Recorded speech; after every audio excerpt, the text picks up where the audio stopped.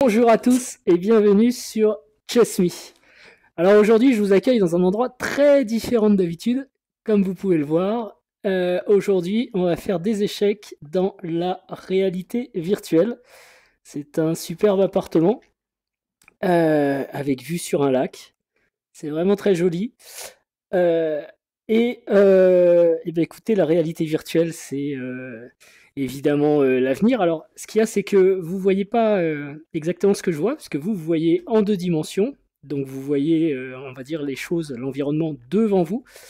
Alors que moi, je suis au cœur de cet environnement, je suis dedans, je peux me lever, me promener dans cet appartement. Ce que je vais pas trop faire ici, parce que comme je suis dans un autre appartement physiquement, ça va me poser un vrai problème euh, d'espace. Mais peu importe. Et pourquoi je vous montre ça? C'est parce que la réalité virtuelle, aujourd'hui, un casque comme celui-ci, eh bien, tout simplement, ça vaut à peu près le prix d'un écran, d'un bon écran. Donc la question peut se poser. Et alors évidemment, c'est pas forcément adapté aux échecs, mais je vous propose quand même une partie d'échecs avec entre ce monsieur qui m'a l'air un petit peu déjà très concentré, mais très clair aussi, très palo, pas forcément en bonne santé. Et donc c'est une application qui s'appelle Immersion Chess, qui est gratuite, à condition évidemment d'avoir une installation VR, mais à part ça, l'application est gratuite, parce qu'évidemment, c'est pas forcément ce qu'il y a de plus fun, les échecs à faire en VR. Vous vous doutez bien qu'en termes d'application, de jeu, d'aventure, il y a beaucoup plus drôle. Mais quand même, puisque Chess.me est une chaîne d'échecs, j'avais envie de tester ce module avec vous. Et pour ça, j'ai besoin de mains, parce que là, vous voyez mes mains, mais j'ai pas de mains dans le jeu. Alors, je vais aller les chercher. Mes mains, elles traînent quelque part. Voilà, ça a l'air d'être une main gauche. Et ici, je cherche ma main droite. Ah, attention. Ah, ben voilà, je casse le matériel, mon Dieu. C'est la cata. Je vais aller chercher ma main droite qui s'est sauvée un peu plus loin. Voilà. Je sais pas si je couperai toutes ces âneries au montage, peu importe. Alors, je vais mettre, il y a des dragons, vous voyez, c'est un petit peu comme au ski, pour pouvoir récupérer ses mains. Voilà. Et par contre, je ne vois pas mes jambes ni mes fesses. Ça, je suis transparent aussi, sans doute comme le monsieur en face de moi. Alors, ben voilà, j'ai des mains, donc ça c'est chouette. J'ai un câble qui m'embête un peu. J'aurais dû préparer mieux aussi au départ. Alors, qu'est-ce qu'on a? On a cet environnement, un bel appartement. C'est au calme. Pas grand monde dans les bois. L'eau bouge pas beaucoup quand même, hein, c'est un peu statique. Alors, je crois qu'on a des options. On peut changer un petit peu. Voilà, on va voir ce que les options nous proposent. J'espère que j'ai pas banané le jeu. Voilà. On a un appartement, on y était, ou alors on peut jouer dans l'environnement champion, ce que je vais pas me priver de faire. Et puis il y a des options payantes. Alors évidemment, comme dans tous les trucs gratuits, il y a des options payantes. Allons-y pour champion. Ah ouais. Ah oui, c'est pas pareil. Chess Championship. Donc il y a un tableau, ça m'évite de noter mes coups. Bah, les spectateurs ne sont pas venus. Ils ont dû savoir que c'était Chess.me qui jouait. Et ok, je sais pas si on se la joue championship comme ça. C'est quand même impressionnant. Remarquez, j'aurais fait une partie dans cet environnement professionnel. Les bouteilles d'eau de Magnus sont pas là, mais bon. Ok. Je peux jouer avec la main droite ou la main gauche. C'est pas la peine de me faire un highlight des coups. Ok, on y va, on se lance. Alors, bah, single player, hein, je suis tout seul. Chez les blancs, est-ce que ça va les blancs? Non, tiens, je vais prendre les noirs. Change color, voilà. Fauteuil confortable, hein, quand même, vous voyez, un beau fauteuil, bonne facture. Je sais pas où est la sortie, si j'ai besoin d'aller aux toilettes pendant le... Ouais, je vois rien, hein. Bon, il y a des roulettes? Ah oui, il y a des roulettes. C'est formidable. Ah bah, on voit même les fixations du fauteuil. Et c'est ça qui est formidable avec la réalité virtuelle, c'est que vous êtes vraiment dans le jeu, donc vous pouvez sortir, vous balader, être dans la 3D, quoi. Mais bon, assez parlé. Ah bah le 15 plus 10 c'est pas mal, le 10 plus 5, bon, si je parle je vais mettre du 15 plus 10, c'est quand même une expérience extraordinaire. Et j'ai pas vu le niveau du joueur. Medium, ah, là aussi plus fort, on me propose des options payantes. Bon, bah, je vais partir avec celui-ci, Medium ça me va bien, de toute façon je suis un peu impressionné. Si je gagne peut-être que les gens viendront. Donc, bah, si vous êtes prêts, on va y aller. Alors, on a une pendule, une vraie pendule, c'est ça qui est génial. Il faut que je regarde si elle est pas. Ah, si. Il y a un petit problème, c'est que je suis mal placé en fait, parce que je vais toucher ma propre table et ça va gêner, je pense, pour appuyer sur la pendule. Pareil, devant moi, est-ce que j'ai assez de place? Ouais, ça va. Bon, par contre, je vais essayer de me décaler un peu sur la droite. Et là, je tente une expérience avec vous parce que je suis plus assis dans mon fauteuil du coup. Alors, je pense qu'il faut que je demande à l'application de se recentrer. C'est pas forcément réinitialiser la position assise. Voilà, boum. Je sais pas si ça l'a fait. Et je reviens à l'application. Bon, ça n'a rien fait du tout. Génial. Je peux peut-être le faire là-dedans. Réinitialiser la vue. Devant moi. Pouf. Ça m'a pas recentré pour... Ah bah voilà. Ouf. C'est même trop près là, ça me gêne. Ok, donc maintenant je peux toucher à la pendule sans toucher mon mobilier dans ma maison, parce que ça c'est quand même le truc. Voilà, j'ai accès à tout le jeu, et ici je pourrais abandonner ou proposer l'annule.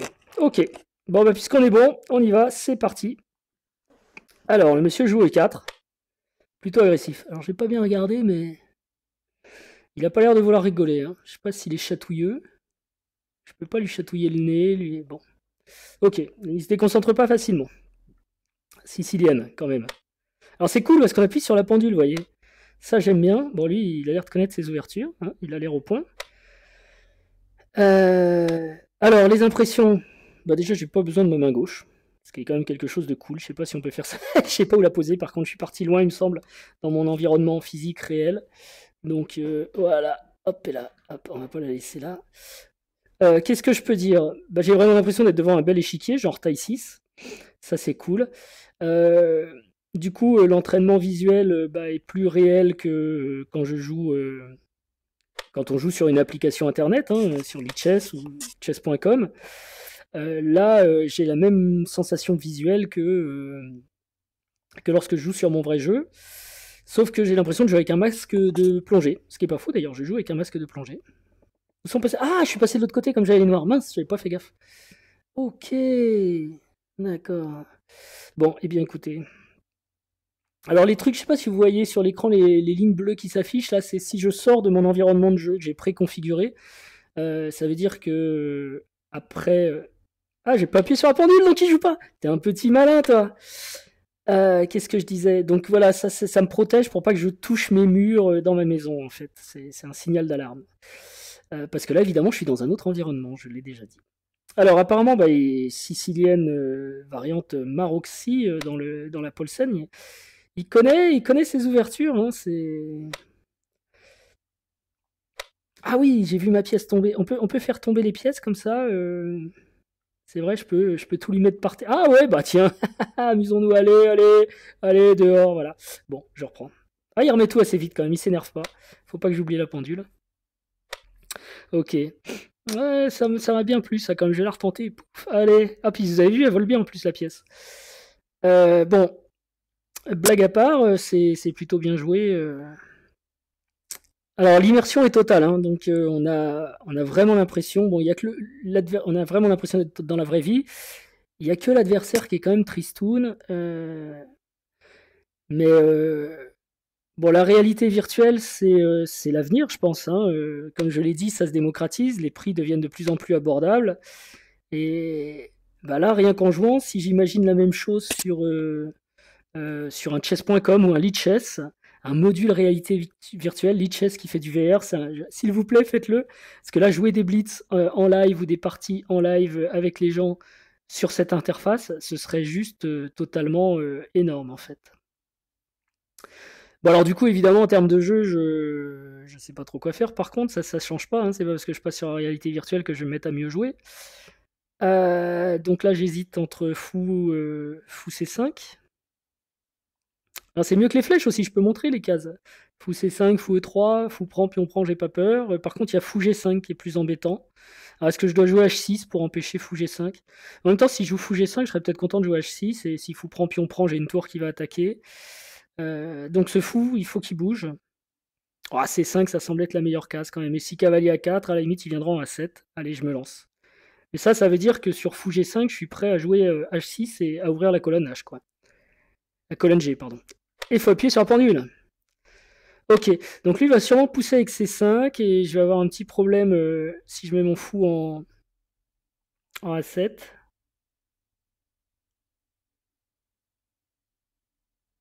Ah, parce que fou A7, C5, et après si je joue Dame E7 pour prendre le pion, il va jouer B4 et je peux pas m'en sortir.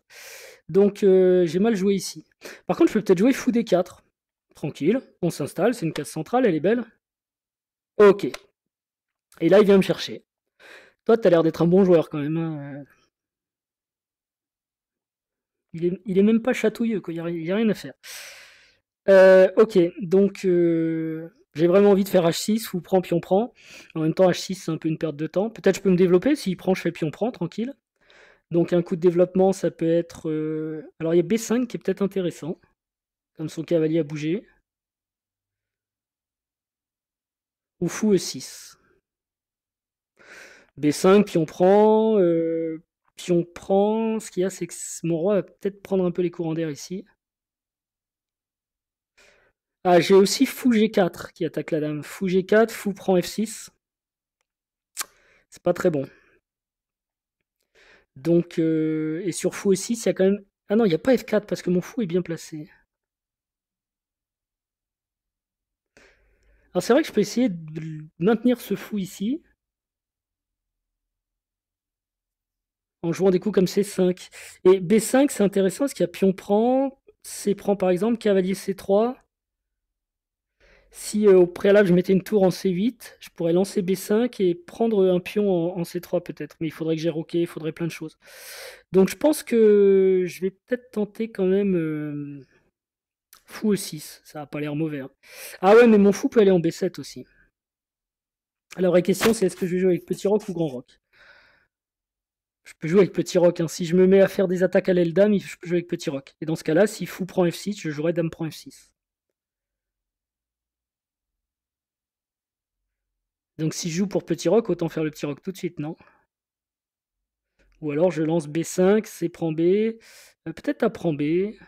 Non, C prend B, cavalier C3. C'est embêtant parce que ça a donné la case... Je sais vraiment pas, hein. Ou alors, comme souvent dans les Siciliennes, je laisse mon roi au centre. Est-ce que je peux le replacer, mon roi, là? Il est pas tourné comme j'aime. Attention à ce qu'il me joue pas un coup, hein. Ouais, non, il le met toujours comme ça. Hmm.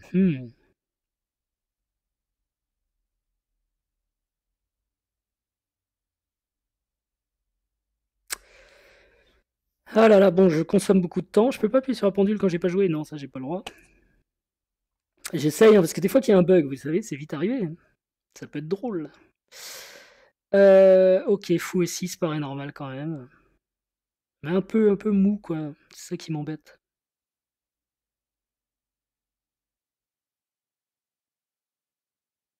J'ai H5. Bam, on y va en attaque. Peut-être H5. Non. Bon, ok, je me développe. Lui, il se pose pas trop de questions, hein. Donc là, le pion C est cloué quand même, hein, ce que je remarque tout de suite. Donc B5 devient attrayant. Il menace B7, mais là, si je joue B5, il faut qu'il pousse son cavalier, quoi. Donc ce serait cavalier C3. Est-ce que je peux tirer parti de ça?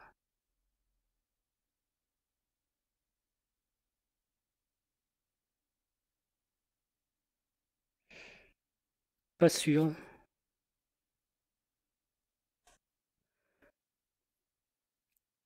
Mais là, B5 est quand même super tentant, quoi. Je pense pas que ça puisse être un mauvais coup. Ce qu'il y a, c'est qu'après, si son cavalier revient en C3, sa dame s'en va et qu'il joue à 4, je vais peut-être avoir une petite faiblesse.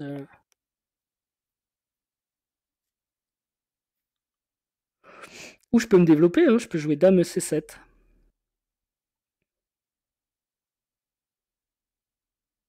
Ou dame E7. Alors, B5, dame C7, dame E7. B5, ça a l'air d'être super tempo quand même, hein. Mais B5, cavalier C3 et après. A5, peut-être. Pour repousser la dame. Ouais, mais bon. Je suis pas convaincu là. Parce que je me dis que mon pion en B5 va être faible, ça va être une cible aussi pour lui.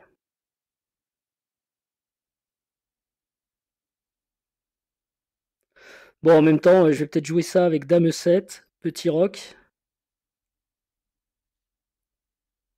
Et il faut que je l'empêche de rentrer en B6, donc allons-y. C'est peut-être dangereux, hein, mais... Ok. Donc là, je peux échanger les fous de case blanche, puis on prend, fou prend, dame prend. Mais je casse un peu ma structure. Pour l'instant, j'ai peur de A4. Ça peut être embêtant, A4. Donc faut peut-être que je joue A5. Avec l'idée, sur A4, je joue B4. Et je gagne de l'espace, en fait, à l'aile dame. A4, c'est peut-être bien. Hein. Et sinon, c'est dame E7 ou petit roc. Petit roc, mais si je joue A4...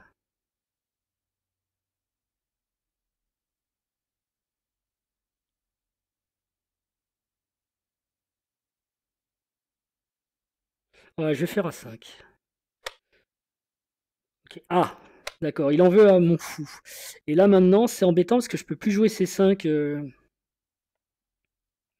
Maintenant, son cavalier a reculé. Alors si, je peux peut-être jouer C5 si je joue Dame B4. Par exemple, A4, Dame B4, C5. Boum. Et j'ai bien planté mon fou. Alors évidemment, il va me le prendre, mais après, j'aurai un pion passé soutenu.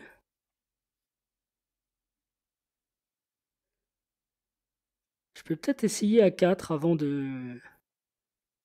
avant d'enlever mon fou. Mais s'il joue Dame C2, fou A7, C5, il enferme mon fou quand même.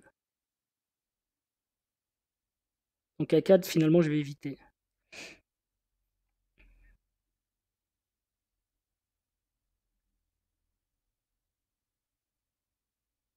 Ou alors je fais A4, Dame C2, C5. Il y a pion prend, ouais, c'est embêtant. Il joue bien, hein, le virtuel là. Bon, sinon je joue fou B6. Avec l'idée tout simplement. Bon, je peux recycler le fou en C7 si besoin. Fou C5, c'est peut-être bien aussi. Hein. Ouais, fou C5, c'est peut-être encore mieux. Bon, va falloir que j'accélère la manœuvre. Ok, donc là maintenant, s'il joue du tour E1, j'ai un fou B4. Ici, c'est défendu. Il est plus cloué. Ah, dommage. Donc il faut que j'avance. Je veux pas le prendre, et s'il me prend, j'affaiblis trop, donc je pousse. Ah, attention! Ah, je peux pas revenir, mon dieu, je vais donner mon pion, j'ai fait une gaffe. Ah, mais pourquoi il a pas pris? J'avais peut-être une découverte? Non, je crois que c'est parce que il a fait une erreur aussi. Bon, il est pas à un niveau monstrueux, mais là, je suis un peu déçu parce que sur Dame prend, c'était la cata. Allez, c'est toujours pareil, on fait des bêtises. Bon, j'avais peut-être une découverte, je vais arrêter de calculer ça. Donc, je jouerai pas avec Grand Rock. Je vais peut-être partir sur Petit Rock alors maintenant. Hein. Petit coup de H6 pour voir ce qui se passe quand même, ça mange pas de pain. Ok, bon bah on va échanger les fous de casse noire, hein. Ça me déplaît pas. Est-ce que je lui fais des pions doublés mais il a la colonne F? Ouais, ouais, double tes pions, double tes pions. Allez, on va accélérer un peu. Et du coup, comme j'ai un pion en E5 et un pion B4, il peut pas venir en D5, donc je pourrais presque pousser C5 pour bien bloquer son fou. A priori, il peut pas occuper, il pourra pas occuper D5. Et ensuite, je vais essayer d'attaquer C4 ou E4.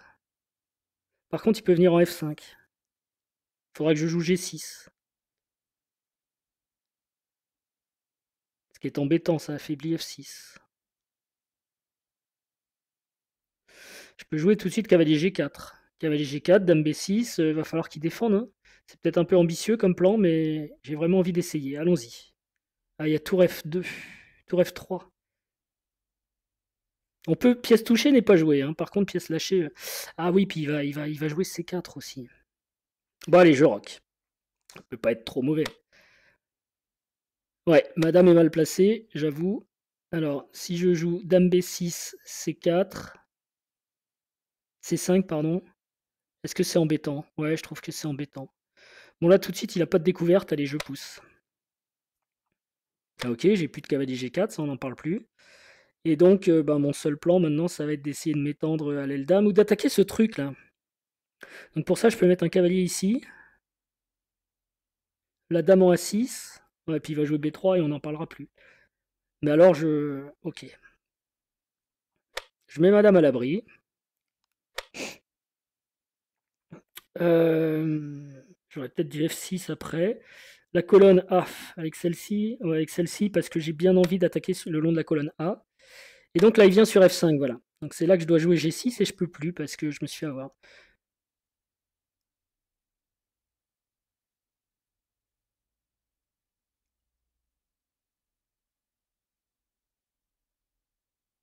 Donc ce que je vais faire, c'est que je vais enlever mon cavalier.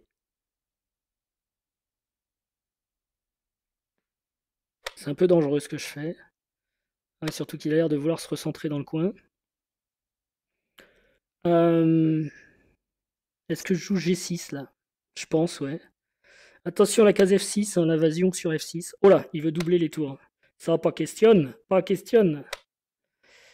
Voilà, donc mon plan de A4 est sorti, mais pouf, la colonne, je la veux. En même temps, je peux pas vraiment la prendre.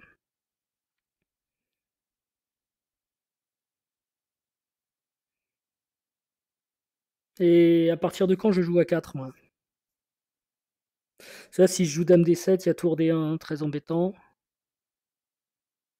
Je manque de plan, hein.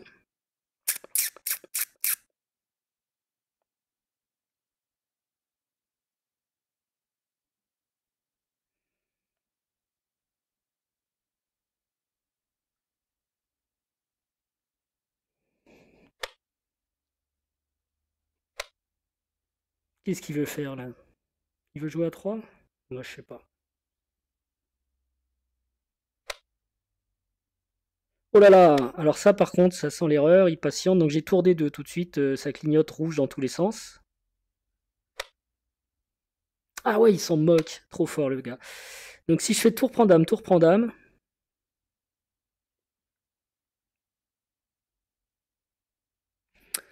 Roi F8. Il n'a pas tour A8 parce que j'ai tour A2. Mais est-ce qu'il a tour C8? Non. Je gagne un pion ou pas? Est-ce que je gagne le pion A2 en fait? Tour prend dame, roi ici. Non, parce que là il peut... Ah non, je vois pas comment il peut défendre son... Parce que sinon j'échange en D1, mais ça fait quoi ça? Tour prend D1, dame prend D1, dame prend D1, fou prend D1. Ça va être compliqué d'aller gagner ça quand même, hein. À part en arnaquant par là. Alors que si ma tour va en C2, tour D8. Ce qu'il y a, c'est que j'ai envie de prendre le pion A2. Je pense que je peux prendre le pion A2 plus facilement que lui. Parce qu'il peut pas facilement venir attaquer en fait. Allez, on va tenter. Qui ne tente rien n'a rien. Après tout. Bon, là tout de suite, j'ai un vrai problème à résoudre. Voilà. Ok, donc je gagne un pion. Ouf. Mais est-ce définitif? Alors, est-ce que je vais essayer d'en chercher un deuxième de pion? Si je joue roi E7, il va jouer tour A8, hein, évidemment. Ça peut être intéressant de faire A4, parce que je m'enlève une faiblesse. Si pion prend, tour prend, et si tour A8, A3. Ouais, ça m'enlève une faiblesse, ça. J'aurais pu essayer d'aller prendre le pion B3, mais je pense que j'aurais eu du mal à défendre mes cocos. Alors maintenant, évidemment, il y a une attaque sur la tour. Est-ce que je vais en A2? Oui, parce que ça attaque.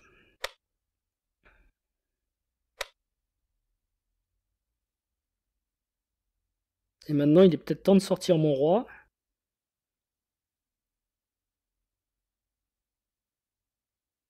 Je peux jouer aussi tour C2. Non, tour C2, ça marche pas des masses. Alors, on est vraiment dans la partie, hein. Bon, ça vibre un peu quand on... Ça pourrait rendre malade si on était sensible, mais pour l'instant, ça va. Bon, allez, je vais essayer de recentrer mon roi quand même. J'ai un pion passé, soutenu.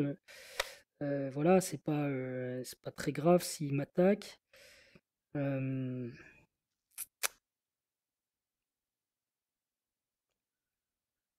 pense que là, je peux m'activer avec cavalier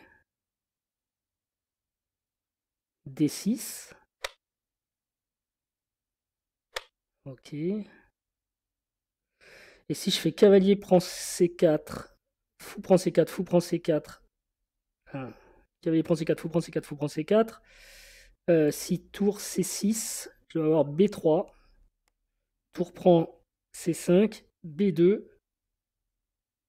Et si tour B5, tour à 1 échec et je fais dame. Donc ça m'a l'air tout bon. Est-ce que je prends avec le fou ou avec le cavalier? Parce qu'avec le cavalier, ça peut être encore mieux. Fou prend cavalier, prend tour ici. Parce que le cavalier bouge pas en fait. Et... Ah oui, d'ailleurs, j'avais dit tour B5.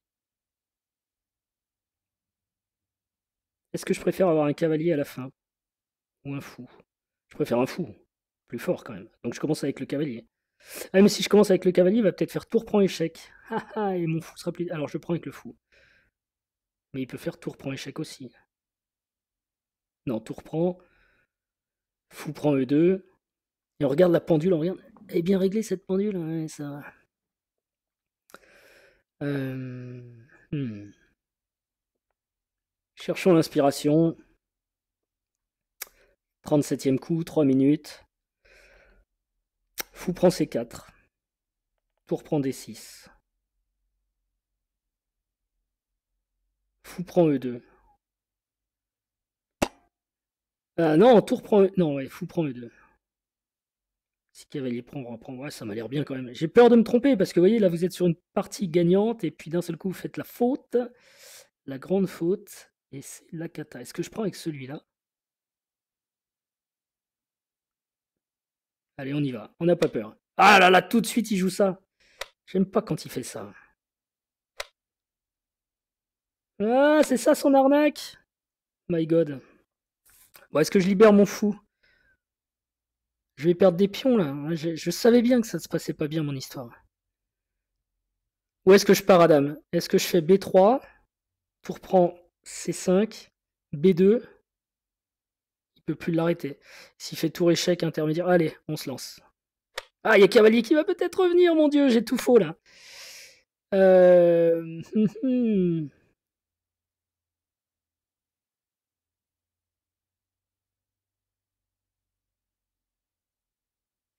Eh oui, je me suis trompé. Alors c'est peut-être pas la cata, parce que si je joue tour C2 par exemple, si roi D1, et si je joue B2, cavalier C3,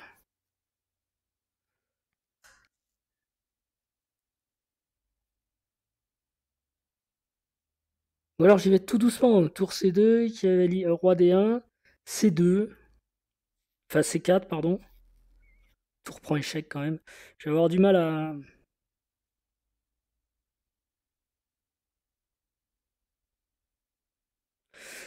B2, cavalier C3, tour à 1 échec, roi D2, tour C1. Intéressant ça. Parce que je menace, tour prend et aller faire échec. Je vais essayer ça quand même. Peut-être il peut jouer tour D1. Ouais, tour D1. Si tour à 1, évidemment, il y a cavalier C3.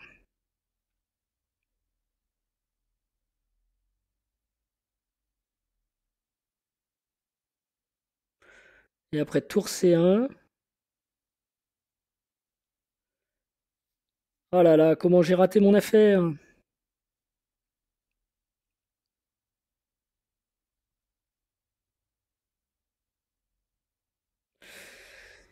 Et si C4, cavalier C3. En plus, ce qui est bien, c'est qu'il n'y a pas de take back, vous voyez, vous pouvez pas demander à revenir en arrière. Donc vous faites une erreur, tant pis pour vous. C4, cavalier C3. Je sais pas, roi E6, parce que l'idée c'est que cavalier prend la tour. Non, ça marche pas. Ah, je suis vénère, comme on dit.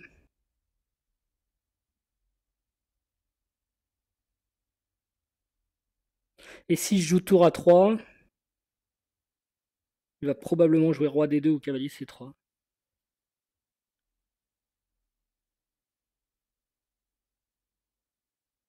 Je suis perdu en fait, hein, parce que son plan ça va être simplement d'approcher son roi et je pourrais plus rien faire.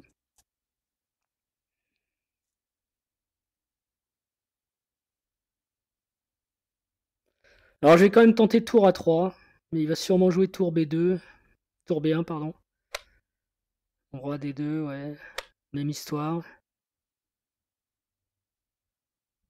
Alors ici j'ai peut-être quand même tour B3.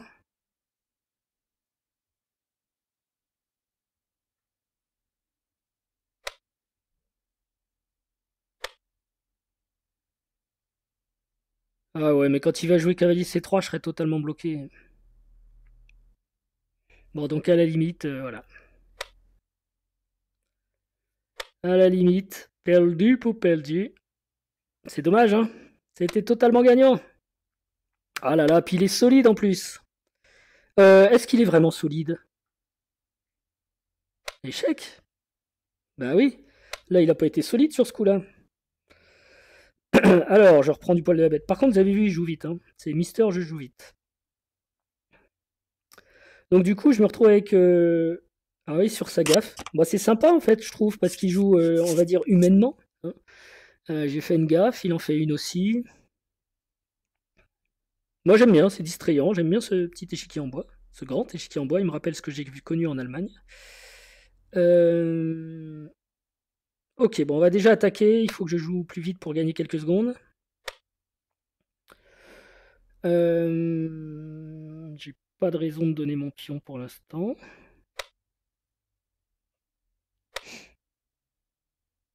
Et je pense que là, sur tour prend, tour 2, il va avoir du mal à défendre ses pions restants. Donc on va y aller. Ok, ben une finale de roi avec 2 pions de plus, ça doit pas trop poser de problème. Donc on est tiré d'affaire, on va dire. Allez. C'est amusant cette façon d'appuyer sur la pendule, hein. Ok.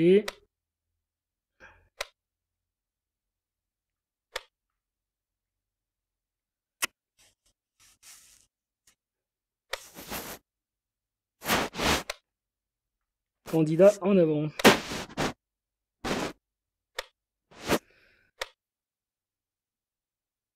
J'ai vraiment la sensation, là c'est amusant parce qu'on va plus vite, c'est facile, et puis je parlais moins là pour finir juste la partie. J'ai vraiment l'impression de jouer un vrai blitz face à ce monsieur dans cet environnement assez sombre. Bon, c'est rare, hein, un joueur d'échecs qui parle en même temps, mais bon, pourquoi pas. Hop là.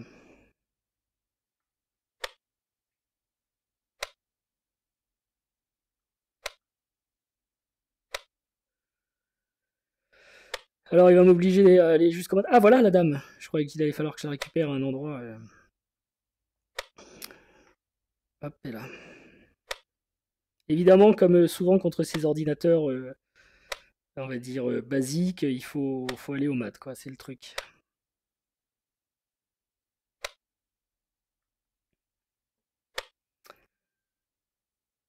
Ok, bah somme toute, moi j'ai trouvé la partie intéressante avec des revirements, on va dire.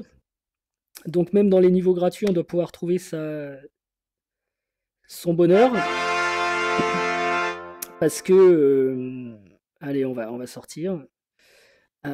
Parce que...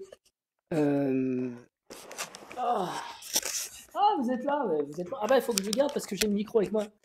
Donc voilà, la partie c'est terminé. Je traverse le monde virtuel et je suis venu quasiment m'asseoir sur les genoux de mon adversaire qui ne s'en plaint pas. Il a l'air satisfait. Donc, bah voilà, c'était les échecs dans la réalité virtuelle. J'espère que ça vous aura plu. Et je vous remercie. Je vous dis à bientôt. Au revoir. Et pouce bleu.